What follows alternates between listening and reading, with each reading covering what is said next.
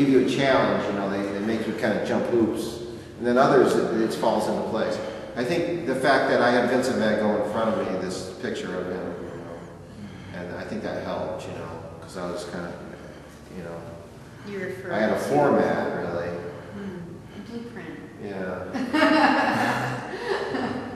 But, you know, this was the first one. It was exciting because, I mean, you know, like you get shaped, you know, like when you kind of, you break through, like, yourself, you know, you break through a certain standard you have for yourself and you're into another realm, I suppose.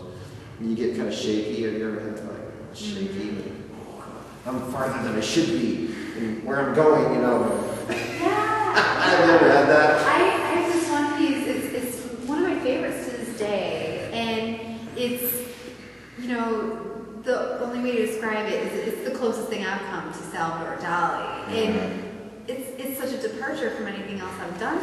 So I chose a really small canvas. That was my way of saying, can I really go there? You know? And then so people saw it on a digital photo, and they're like, how big is this one? I love it. And I'll say, oh, it's not very big. But format, like with Salvador Dali, I mean, the smaller actually works better. For like a single stroke, you know, could be a face, you know. You know what I mean? It's like, it's that intricate, detailed, fine line things he does, you know. You know, it's amazing. Salvador. In fact, I have a Salvador Dali head. I have the mustache that goes out with twisty black metal, but it's got sawdust all over it. You know? It goes out and it curls, and then I have to finish that one. I'm going to make a black mane. But it's kind of a cross between Marilyn Manson, Salvador Dali, and there's another one in there, and I can't remember who that is. You know, there's three people that I seem like they're kind of the same prototype, you know, people, you know.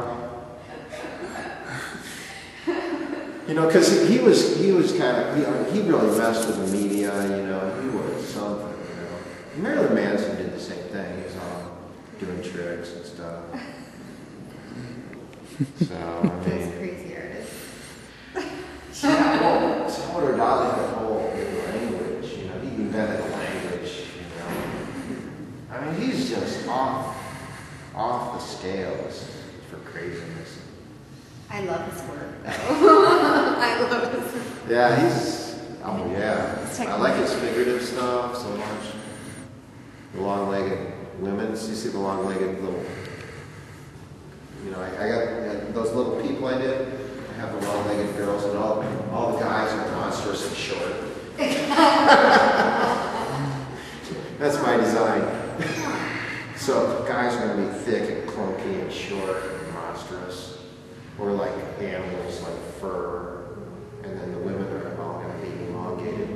But otherwise, the beauty doesn't come to the long-legged sort of thing, and the femininity with the jump doesn't really come out unless you do something like that, you know. And yeah, and I like the girls have this little tiny chain necklace thing.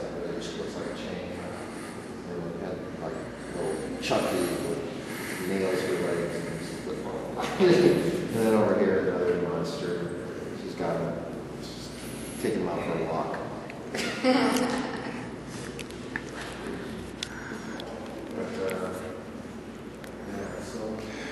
Yeah, I got the little figures, so about this tall. And I need to make settings for them. You know, like army men grass.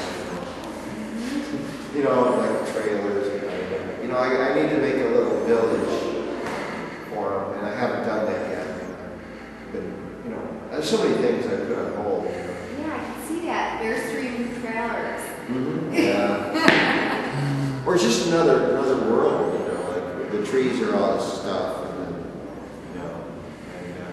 you know, sidewalks, and people on the sidewalks, creature people, and some kind of houses with, you know, cutouts from tins of people, you know, the pictures I get from advertising, you know, in the windows.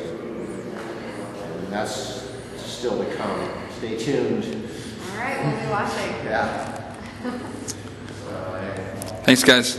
All right.